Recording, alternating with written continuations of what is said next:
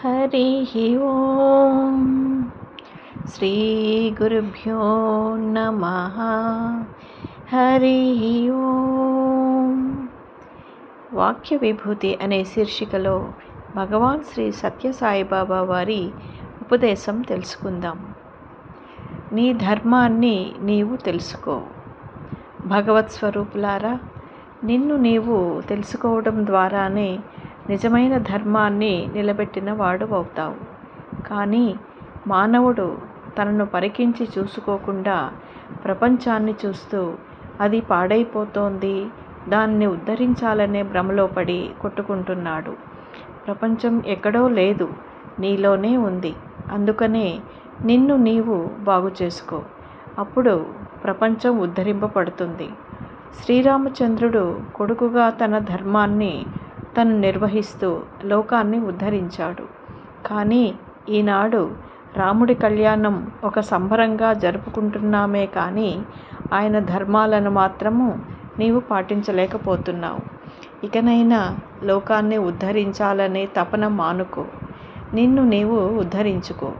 లోకాన్ని ఉద్ధరించడానికి చాలామంది అజ్ఞానులు ఉన్నారు.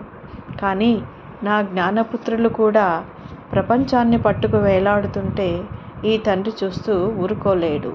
ఈ కోటాను కోట్లలో ఎందరో జ్ఞానపుత్రులుంటారు. వారు కూడా ఉద్ధరింపబడకపోతే ఇక మానవ జన్మ వ్యర్థమైపోతుంది. నీ చుట్టూ ఉన్న అజ్ఞానమనే చీకటిని పారద్రోలి జ్ఞానమనే కాగడాన్ని పుచ్చుకో.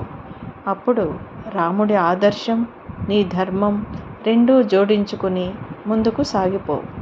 రాముడు చెప్పినవి చేసినవి ఒక్కటైనా పాటిస్తున్నావేమో నిన్ను నీవు తరచి చూసుకో. నీవు రాముడికి బానిసవు కావటం లేదు, కాముడికి బానిసత్వం చేస్తున్నావు. నీలోని కాముడిని పారద్రోలి రాముడితో స్నేహం చేస్తూ రాముడిగా మారిపో. నీలోనే ఉన్న రాముడిని వదిలేసి రావణాసురుడిలా ప్రపంచానికి బానిసైపోతున్నావు. రావణాసురుడు తనలో ఎంత జ్ఞానం ఉన్నా కాముడికి చోటిచ్చాడు కాబట్టే కాలిపోయాడు. అలా మీ జన్మని వ్యర్థపుచ్చుకోకండి. మీ ధర్మాన్ని మీరు నిర్వహిస్తూ మీ జన్మస్థానానికి దగ్గరకండి. మీ అదృష్టం కొలది నా పూర్ణావతారం అప్పుడు జన్మించారు. దీనిని సద్వినియోగం చేసుకోమని మిమ్మల్ని హెచ్చరిస్తున్నాను. ఇకనైనా నన్ను గుర్తించు. నీ ధర్మాన్ని నీవు తెలుసుకో. హరిః ఓం. శ్రీ గురుభ్యో నమః. హరిః ఓం. ఓం శ్రీ సాయిరామ్.